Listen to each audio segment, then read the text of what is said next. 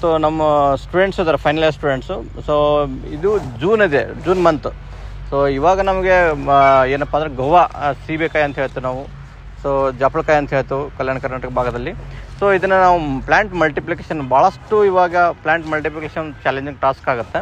So ಅದನ್ನು ನಾವು ಇದರಲ್ಲಿ ಮೇಜರಾಗಿ ಗ್ರಾಫ್ಟಿಂಗ್ಗಿಂತ ಲೇರಿಂಗ್ ಭಾಳಷ್ಟು ಇಂಪಾರ್ಟೆಂಟ್ಸ್. ಈ ಕ್ರಾಪ್ ಮ್ಯಾಂಗೋಲಿ ಗ್ರಾಫ್ಟಿಂಗ್ ಬರುತ್ತೆ.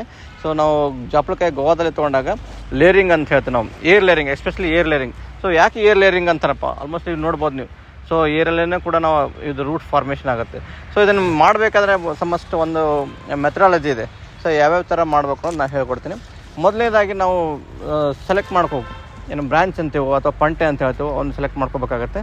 ಸೊ ನೋಡ್ಬೋದು ಸ್ವಲ್ಪ ಇದು ನಾವು KBM ಲೇಯರ್ ಅಂತ ಹೇಳ್ತೀವಲ್ಲ ಇದು. ಸೊ ಸ್ವಲ್ಪ ಬಲ್ತಿರಬೇಕು.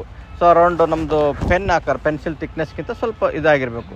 ಸೊ ಅದನ್ನು ಏನು ಮಾಡ್ಬೇಕಂದ್ರೆ ನಾವು ಗರ್ಡ್ಲಿಂಗ್ ಅಂತ ಹೇಳ್ತೀವಿ ನಾವು. ಗರ್ಡ್ಲಿಂಗ್ ಅಂದರೆ ಇಲ್ಲಿದೆ ನೋಡಿರಿ, ಈ ಥರ ನಾವು ಸೊ ಬಾರ್ಕನ್ನು ಇದನ್ನು ನಾವು ಸೊಟ್ಟೆನ ಸುಲಿಬೇಕಾಗತ್ತೆ. ಸುಲಿದು ಏನು ಮಾಡಬೇಕಪ್ಪ ಅಂದರೆ ಇದಕ್ಕೆ ಸ್ಪ್ಯಾಗ್ನೋಮಾಸ್ ಅಂತ ಬರುತ್ತೆ. ಸೊ ಸ್ಪ್ಯಾಗ್ನೋಮಾಸ್ ಯಾಕೆ ಯೂಸ್ ಮಾಡ್ತಾರಪ್ಪ ಅಂದರೆ ವಾಟರ್ ಹೋಲ್ಡಿಂಗ್ ಕೆಪಾಸಿಟಿ ಇರುತ್ತೆ, ಫಾಲೋಡ್ ಬೈ ರೂಟ್ ಇನಿಷಿಯೇಷನ್ಗೆ ಭಾಳಷ್ಟು ಉಪಯುಕ್ತ ಆಗುತ್ತೆ. ಅದನ್ನು ನಾವು ನಮ್ಮ ಸ್ಟೂಡೆಂಟ್ಸ್ ಎಲ್ಲ ಮಾಡಿದ್ದಾರೆ, ಫೈನಲ್ ಸ್ಟೂಡೆಂಟ್ಸು. ಈ ಥರ ನಾವು ಕಟ್ಟಬೇಕಾಗತ್ತೆ. ಸೊ ಈ ಥರ ಫಸ್ಟಿಗೆ ನಾವು ಇದನ್ನು ಹಾಕಬೇಕು, ಒಂದು ಏನಪ್ಪ ಅಂದರೆ ಲೇರಿಂಗ್ ಪ್ಲಾಸ್ಟಿಕ್ ಬರುತ್ತೆ. ಸೊ ನಾವು ಈ ಸೆಣಬಿನ ಮುಖಾಂತರ ಫಸ್ಟ್ ಕಟ್ಕೋಬೇಕು. ಕಟ್ಕೊಂಡ ಮೇಲೆ ಸೊ ನಾವು ಇದನ್ನು ಏರ್ ಟೈಟ್ ಕಟ್ಟಬೇಕಾಗತ್ತೆ. ನಾವು ಏನಪ್ಪ ಅಂದರೆ ಸೊ ಇದು ಫುಲ್ ಏರ್ ಟೈಟ್ ಇರಬೇಕಾಗತ್ತೆ. ಸೊ ಮೇಲೇನೂ ಕೂಡ ನಾವು ಇದನ್ನು ಕಟ್ಟಬೇಕಾಗುತ್ತೆ. ಇದರಿಂದ ಏನಪ್ಪ ಅಡ್ವಾಂಟೇಜು, ಇದನ್ನ ಯಾಕೆ ಮಾಡ್ತಾರೆ ಅಂತ ಕೇಳ್ಬೋದು ನೀವು ಕ್ವಶನ್ನು. ಸೊ ಒಂದು ಗಿಡದಲ್ಲಿ ಸೊ ನಾವು ಅಸೆಕ್ಷುವಲ್ ಪ್ರೊಪಗೇಷನ್ ಮೆಥಡ್ ಮಾಡಿದಾಗ ಸೊ ಇಲ್ಲಿ ನೋಡ್ಬೋದು ನಾವು 1 ಇದೆ, 2, 3, 4, 5, 6, ಒಂದು 7ರಿಂದ 10 ಲೇರಿಂಗ್ ಮಾಡಿದ್ದೆ ನಾವು. ಸೊ ಇದು ಅರೌಂಡು 1 ಮಂತಲ್ಲಿ ರೂಟ್ ಇನಿಷಿಯೇಷನ್ ಸ್ಟಾರ್ಟ್ ಆಗುತ್ತೆ.